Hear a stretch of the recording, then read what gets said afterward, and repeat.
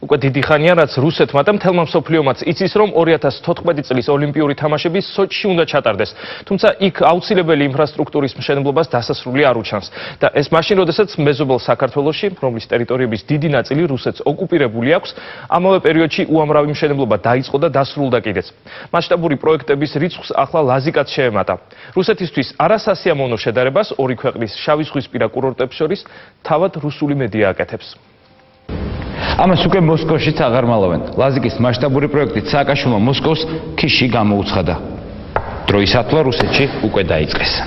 რამდენ სვლაში დამარცხდება მოსკოვი, ამაზე რუსი ჟურნალისტები ჯერ მხოლოდ მსჯელობენ. სოჭის ზამთრის ოლიმპიადამდე 2 წლით ადრე ინტერნეტ გამოცემებში სტატიები გამოჩნდა, სადაც ჟურნალისტები ღია წერენ, რომ სოჭი 2014 ჩავარდნის პირასაა. დღეს რუსეთში ყველაზე მეტად ის ადარდებთ, რომ იმ დროს, როდესაც სოჭი ჯერ ოლიმპიური კომპლექსების მშენებლობა არ დასრულებულა, საქართველოში ანაკლეის შემდეგ მეორე საკურორტო ქალაქის ლაზიკას მშენებლობა იწყება. ვრცელ სტატიაში ინტერნეტ გამოცემა რუსული რეალობის ჟურნალისტი წერს, რომ საქართველოში რუსეთისგან განსხვავებით ქალაქები და ინფრასტრუქტურა გაცილებით სწრაფ ტემპებში შენდება.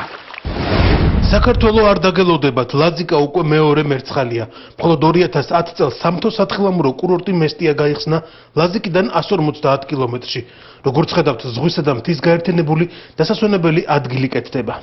რუსმა ჟურნალისტმა ლაზიკისა და სოჭის შედარებისას ის ფინანსური ზარალით დაითვალა, რომელიც რუსეთს ოლიმპიადის ჩატარების შემდეგ მიადგება. გამოკითხება უკვე აჩვენა, რომ რუს და უცხოელ ინვესტორებს სოჭი ფულის ჩადება არ უნდათ, რადგან ოლიმპიადის დასრულების შემდეგ ქალაქი დამცველებლებისთვის საინტერესო მხოლოდ ზაფხულში იქნება. რუსული ინტერნეტ გამოცემა წერს იმაზეც, რომ ოლიმპიადის შემდეგ სოჭს როგორც საკურორტო ქალაქს ერთდროულად რამდენიმე ქართული ზღვისპირა ქალაქი გაუწევს კონკურენციას, მათ შორის ლაზიკა. როცა ეს სტატია წავიკითხე, ძველი საბჭოთა ანეკდოტი გამახსენდა. 80 წელს ოლიმპიადა 3 ეტაპად ჩატარდა. მომზადება, ჩატარება და ბოლოს სახალხო მეურნეობის აღდგენა. სოჭის ოლიმპიადა ინდიკატორი იქნება იმისა, რომ რუსეთის ეკონომიკა მითია. სტატიის ავტორს არ გამორჩენია ისიც, რომ ზამთრის ოლიმპიადა ოკუპირებული აფხაზეთიდან რამდენიმე კილომეტრში ტარდება.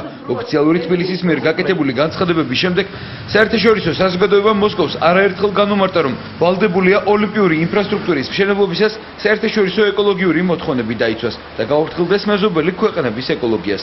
რუსეთს ოლიმპიადის დროს დამხმარე საერთაშორისო აეროპორტიც დასჭირდება, თუმცა იმის გამო, რომ აფხაზეთი არაღიარებული სუბიექტია, მის გამოყენებას რუსი ჟურნალისტის თქმით მოსკოვი ვერ შეძლებს. რაც უფრო უახლოვდება თქვათ 14 წელი, მით უფრო მეტი კითხვები, მით უფრო მეტი ეჭვებადება, საერთოდ ქონდა კი აზრი აქ დაგეგმას სოჩის ოლიმპიური თამაშების.